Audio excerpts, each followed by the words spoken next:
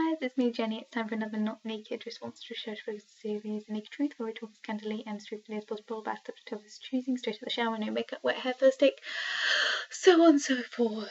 Most people choose to do it naked, but I choose not to. But either way, it's not a sex stand thing, it's a talk for the vlogger to be vulnerable and honest and all that jazz. And I'm filming on my crappy web camera because today's a big subject and I want to be able to ramble and not be limited to however long it takes for my camera to run out of battery or space. So I haven't plugged my laptop in though, so depending on how long I talk for, the laptop might run out of battery, but we'll see how it goes. So bear with me on the visuals. First naked truth of the year! Wah. Too much excitement for this time of night. It is 5 to 12 and I've just got home from D&D, so my current D&D character has a lisp, so if at any point I like stutter or slur or just anything like that, it's because I've spent 3 hours as a half-orc and I love her so much. Anywho, to the subject at hand. The subject at hand is Star Wars, specifically Star Wars Episode 9, but the new trilogy and thoughts and such like, and I'm kind of sad because my intention was to go and watch the new one a second time, and I tried to do that today and it wasn't showing in my cinemas anymore, which makes a lot of sense because I think it's been out since mid-December, but I feel like the cinema turnover, it gets faster and faster every year, but it also means that just life goes by faster every year, so it's entirely my fault. So for full clarity, I've only watched episode 9 once. So I'm not intensely knowledgeable. Also, The Naked Truth is also on The Mandalorian, which I haven't seen because it's not out in the UK yet, because Disney Plus is not out in the UK yet. I have been sent memes to watch it, and maybe I will, but the lawful good aspect of me is like, yar, pirates. But we'll see. We'll see whether or not I get around to it at some point. I've heard nothing but amazing things, and I really am excited about it, but I haven't seen it. So, in terms of modern Star Wars and whatnot, so the first thing I want to start with in terms of the modern trilogy is it has had the hardest job in terms of content in comparison to every other Star Wars film. The modern trilogy has got, so the original trilogy was challenging in its own right, but there was almost no pressure on that because it was a new thing. It was its own entity. You know, they had a minimal budget for certain things. They didn't have a huge fan following. It was pre-internet era. They were just making it because they loved it, and they had a clear idea of how to make a trilogy, what they wanted to say, what they didn't want to say. It's a sci-fi, it's a fantasy film wrapped up in a sci-fi wrapping. You can do cheesy tropes, you can do the princess and all that jazz, and there was a lot, like, politics were different there. You know, the lack of diversity in the cast, both gendered and racial, is very clear when you rewatch. It's not a flawless set of films. Like, I think my favourite one is probably well, to be honest, they're all good in different ways, but I know there's a lot of hate for each of them, there's a lot of love for each of them. Empire is said to be the best one, but, you know, I've got a lot of love in my heart for the last one, number 6 chronologically, and I'm blanking on the name because I'm tired. I know, for shame. And then you've got the prequels, which aren't well received, but they had in many ways, they do a lot more world building, but in terms of the plot, they already had the conclusion. They already had a world that was built and a story that they were working up to, so they already had the groundworks. This new trilogy has got the hardest of all of them, because not only do you have to compartmentalize 2 generational storytellings, like the original Star Wars series is very much of its time. The prequels are very much of their time, so you've got to bring those 2 historical contexts into a coherent following story and then bring it into a modern perspective. That is a huge challenge, and then you've got to add in the plot challenge where you've got to have, you know, the stuff that it's new. It's got to be new. You've got to have come up with new ideas in a very archetypal storytelling. You've got to come up with a new story, a new trilogy, new characters, and you're not bound by the prequels that had comparatively a really easy job because you know what you're working towards. You know you've got to have the Emperor. You know you've got some fantastic characters like Obi-Wan Kenobi. This one has got the characters from before, but there was some contention about whether or not those actors would come back to replay those characters. And other than that, it's got a whole universe to fill, and also tell archetypal storytelling without being cliched, without being repetitive. And there's so much criticism and there's so much internet culture wrapped around it, because now it has this massive fan following that's very vocal and very aggressive in many ways. And that's not to say that all Star Wars fans are aggressive, but what I'm saying is, in comparison to when the original trilogy came out, the fan culture has changed. And there's different pressures and much more intensive pressures. So this is almost an impossible thing to get right. And when oh my god, I'm so blanking on names. I'm just going to call them episodes because names are just going out my head. So when the chronological number 7 came out, like Star Wars Episode 7, like that was a miracle of direction and storytelling to try and create a competent story. And then everyone was like, oh, Mary Sue, and it's exactly the same as the previous ones. And yet I felt continuously for that when it was saying, ha ha ha, ha ha, no, stormtroopers can now aim, ha ha, stormtroopers now bleed, other people can fly the Millennium Falcon, let's slash some expectations. But it was and continues to be a really good Star Wars film, and was really well received at the time. It wasn't until a bit afterwards that the fan backlash came. Then you have number 7 and number 8, which is probably one of the more divisive ones, and honestly, it's still one of my favourites. And I know I've had a lot of backlash for saying that, but I really, really enjoyed The Last Jedi. I love the fact that they really did add new stuff to the Force, stuff that was kind of built up naturally within the course of the film. I like the fact that they progress the characters given what they've gone through in previous films. Like Luke's story, yeah, if you've been through what he's been through, like he'd barely been trained, he saved the galaxy, he tries to assume that what he's meant to do is then start a Jedi Order, and he fucks up because he's a human. And I'm not going to be monetized anyway, but there we go, I dropped an F-bomb, I apologise. But like, I fully can see how he's ended up in that situation. I know it's not a popular storyline, but that's what's happened. And I found a very interesting video essay on modern gender dynamics, which, bringing gender into a Star Wars discussion, I know is like pew pew pew pew pew. But it was a very interesting video essay, which I think I will link in the description, which is about the fact that part of what makes The Last Jedi so uncomfortable is culturally there's a lot of gender dynamics that we as a culture are just unused to. And so it makes a lot of the situational things, which, if you actually look at the context of the universe, make a load of sense, and are actually very much needed in the world, in the context of the galaxy. They feel weird to us. The fact that there are older women in authority who have like a military authority and do not need to give their underlings information, particularly when it's things like basically a suicide mission to help people survive.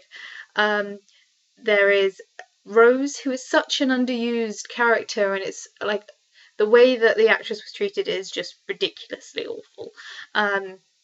But like, with her character, she has moral authority, and having a female character who has genuine moral authority over male characters is something that's like really important.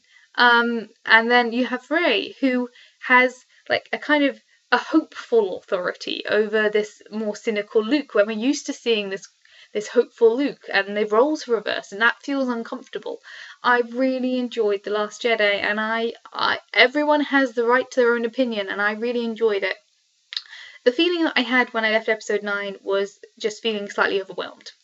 There is a lot that happens in that film, and a lot that happens in the film that, if the question that comes into mind when I view all 3 of the new trilogy is, each individual film I genuinely enjoyed. I went to go see it. I enjoyed it. I like that it built on the world. I like the characters. I like what they did each single film.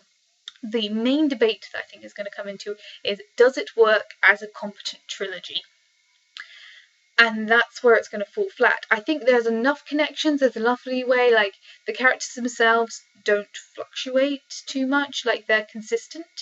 They're like really, like they're good. They're good.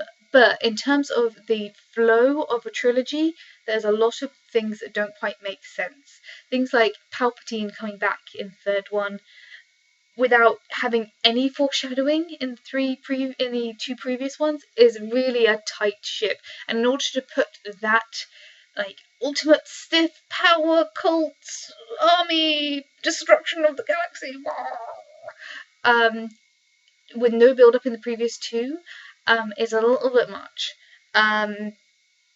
The fact that like certain enemies have been underused throughout the modern trilogy, like you have Hux and you have what's her name, Phasma, like two what could be nice potential low level mid level villains that even in the prequels the low level villains have at least a film to get really cool and then their deaths are quite satisfying. Those two characters are they kind of flip flop as kind of background filler rather than like being used in an interesting way.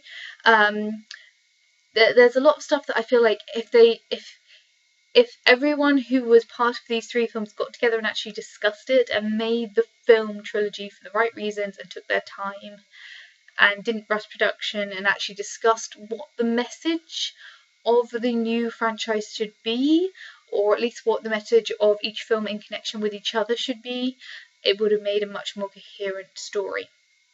In terms of specifically the last one, visually, sound-wise, direction-wise, all great. Acting-wise, I can't criticize a single aspect of the Disney quality of production. Like, it is beautiful to look at. It's really cinematic. Like, some of the best shots, some of the best visuals, like Palpatine on that, like, GLaDOS crane thing, genuinely unnerving. Like, points creepy. I like the fact that they've been hinting at some aspects of the progression of the Force. And again, I haven't had a chance to rewatch any of the sequels or any. I was going to do a full rewatch, and I just have not had time. And then I didn't even manage to rewatch episode 9. But like the way that they've handled the progression of the Force and how the Force works is really fascinating. I think they crammed a lot, maybe slightly too much, into the last one. But the fact that we've had Force healing in the original franchise with when Obi-Wan heals Luke after he gets beaten up by the Sand People. So that it was hinted at, but it was implied, but not kind of explained. So we finally got that explained. But outside of that, like one sequence, it's really not hinted at. So it's like they go in full force, pun intended, on the healing side of the Force, and they go in like for the again. They hinted at the idea of physical transference in The Last Jedi, but it was one of those things that was a bit like the fact that they kind of explained it okay, but I feel like it was a bit of a like, let's dive into this epic connection between Kylo Ren and Rey, and I feel like I'm not a big fan of the romance aspect, but I do feel like one of the archetypal story aspects of the Star Wars is the big romance. It is romantic and epic. You've got, as much as I hate to say it, because it's poorly done, the Padme-Anakin relationship crap, but the idea is epic and romantic. And then you have, obviously, Han and Leia as the big epic romance. And so I think they needed that big epic romance in order to fill that kind of archetypal criteria. So you've got that sort of poetical kind of movement throughout the three trilogies, and I do like the fact that it is in many ways unrequited. I think that's a good way of kind of equalizing it, so you have the big epic romance, but it is unrequited, and I do think that full spoilers, at the point where Kylo gets blasted into that hole, he dies, and what comes back and helps raise Rey up is a Force ghost. And again, I've only watched this once. This is all fan theories from a first viewing, when I left the cinema completely feeling overwhelmed, like it just was too much. But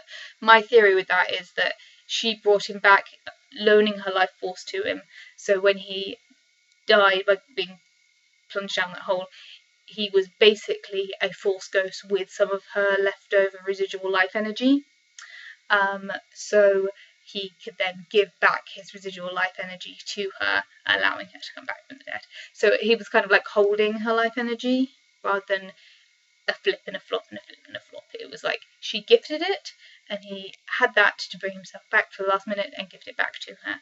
And that's an ultimate, it's a type of repentance, which I thought was quite nice. I don't really think that the romance needed to happen, but in terms of like, this franchise is not built for me.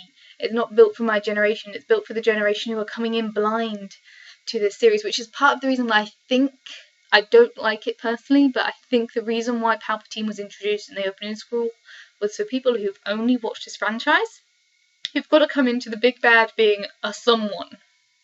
A big bad. No idea. If you haven't watched the prequels, if you haven't watched the originals, and you're coming in just for this franchise, who the heck is Palpatine? Of course you need to introduce him in the opening scroll so you can start digesting that thought process before you meet him in the first 10 minutes, and then understand all the context of the big bad. So yeah, I feel like that's the reason why it was introduced so early. I don't particularly like it. I feel like it would have been a better reveal to be like, oh, and Palpatine lives. But what can you do? One thing that I want to say for sure, because I'm convinced this is true, and almost no one I talk to seemingly has thought of this or believes it. So Rey is clearly a Palpatine clone, not an actual genetically born descendant. I feel like that to me is such a... that to me is obvious. I don't know whether or not that's just me, but one of the big key themes throughout the franchise is clones. So you obviously have in terms of chronologically speaking, you have the Clone Wars. You have the idea that Palpatine paid for the technology and manipulated the Jedis into making a clone army for the Senate and for the Republic. And manipulated them into kind of developing this technology and making an army of, clone stormtroopers. And then you have the new generation where it's been switched into slavery children, which is kind of slightly developed in the new franchise. I think it's one of those things that could have been really interesting to develop more in this new franchise with Finn, and had look more into the idea that anyone from anywhere who can be bought as a slave and brought up in the army can be force sensitive, can be a someone. I find that really interesting. But one of the things that constantly runs through the series is the concept of clones, the concept of twins. Luke and Leia are twins, in your dark side and your light side. And so it seems obvious to me when you've got the Emperor who has got, there's the... When you first go into this episode, you have the mason jars, the giant tubey jars full of the emaciated clone versions of Snoke. So you have Snoke in jars. You have multiple Snokes in jars. So clearly there is clone technology. So my idea is Snoke is a corrupted clone of the corrupted body of Palpatine.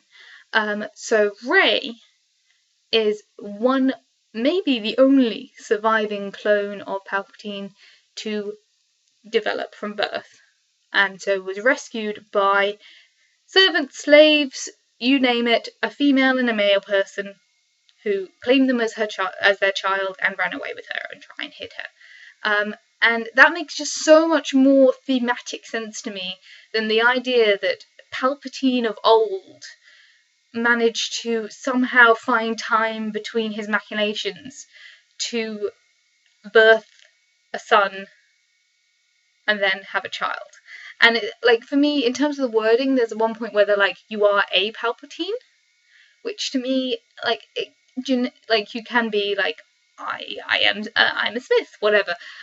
But I feel like that kind of, it could have a double meaning as you are a Palpatine, one of many Palpatines, one of many clones of Palpatine. And there's so many things about reflections and refractions. So Rey has her evil self encounter in the last film. She has the mirror room encounter, and that just makes so much more sense to me, that someone that is grown in a tube to be the new embodiment of this evil force has the potential, nature versus nurture, to nurture herself into something completely different. She has all this potential and chooses the right way.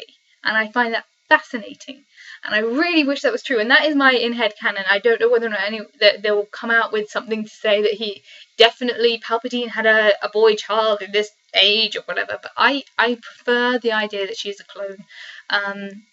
And that way, when she chooses her identity as a Skywalker, it's not just like, F you Palpatine. It's like, I'm me.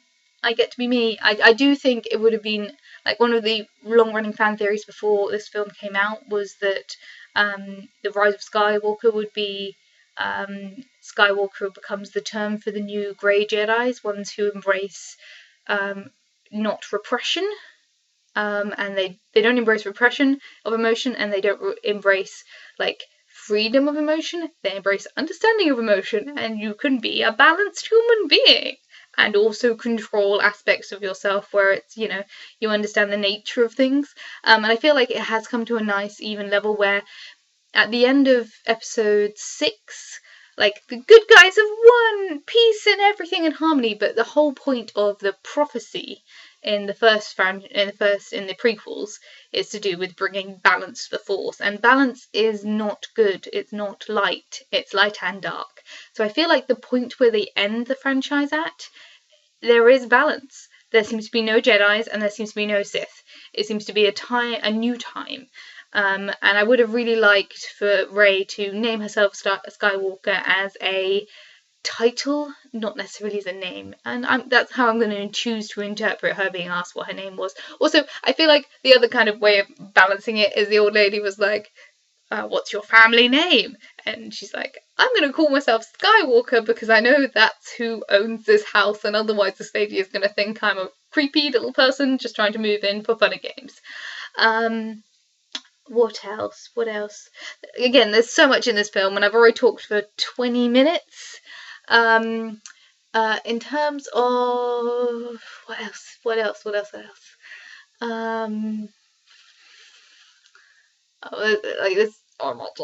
I feel like a lot of the side characters were underused. I think Finn could have done so much development, and his whole story could have been about the way that the galaxy does use slavery, which was hinted at so much in the last Jedi. It was hinted at that there was this whole culture of slavery and repression that is kind of constantly like hinted at throughout all of the films, but never actually explored, and they could have done something fun with that. And I feel like the fact that he's force sensitive, and very clearly force sensitive, by the time of episode 9, and that's presumably what he was going to say to Rey, that's unexplained. It just makes sense to me. Like, otherwise, how did he follow her when the ocean is all choppy and there's a bunch of stuff? Like, I like the idea that there are new force sensitive people, but they don't necessarily have to be from the bloodlines. They can be new and exciting people. And I feel like Poe definitely progressed. He went to a new hopeful side, and like learned a lot. But I feel like, again, his character itself wasn't that explored. But then again, we are dealing with archetypes, so there we go. Rey, Kylo, I think had a really interesting path in this last film. The fact that he kind of killed his evil self, and then was healed back to himself. I think it's very hard to do a redemptive arc when the introduction to the character features him killing one of the most beloved franchise staples. Even though, like, we can be like, well, Harrison Ford wanted to leave. I don't think Han Solo wanted to die anytime soon. He just wanted to help his son. But once you've committed that sort of atrocity, trying to find a way to do a redemptive arc is always going to be a bit overshadowed. So they did many different stages to it, and I think it worked out okay. It's not great, but I think in terms of if you're talking about the story of balance and opposites, it was adequate. Some of the fight sequences were really good. The visuals were lovely. I feel like, again, it brings a balance. It's a huge undertaking, and I want to think about this more after I've watched all of them again, but who has time for that? To conclude, incredibly challenging to do the current prequels. They did a pretty good job. I enjoyed all of them, and I think when I go back and rewatch it with the context of the beginning and the end, I actually think I'll come out with a positive experience. I think they had a lot of good ideas, and I think it just comes down to a combination of pacing and not communicating between episodes of this 3-film arc. And the little gripes about her calling herself Skywalker at the end, whatever. Palpatine coming back, yeah. The message, I'm assuming, is about finding the family you choose, not the family you're born to. And that's always a positive message, providing that you also, if you do have family that you're born to, it's not neglected. But yeah, I think positive message, beautiful visuals. It's a fantasy romp in space, and I enjoyed it. And I'm really looking forward to The Mandalorian because everyone says it's flipping amazing and Baby Yoda's the best thing in the universe. Anywho, it is now 12:20, so I'm going to go to bed. I don't know if I've said anything useful at this point. I'm sure there was bunches and bunches and bunches that I want to say. But screw it, it's too late now. Thank you for watching. Feel free to comment. First naked truth of the year. I'm going to go to bed. Goodbye.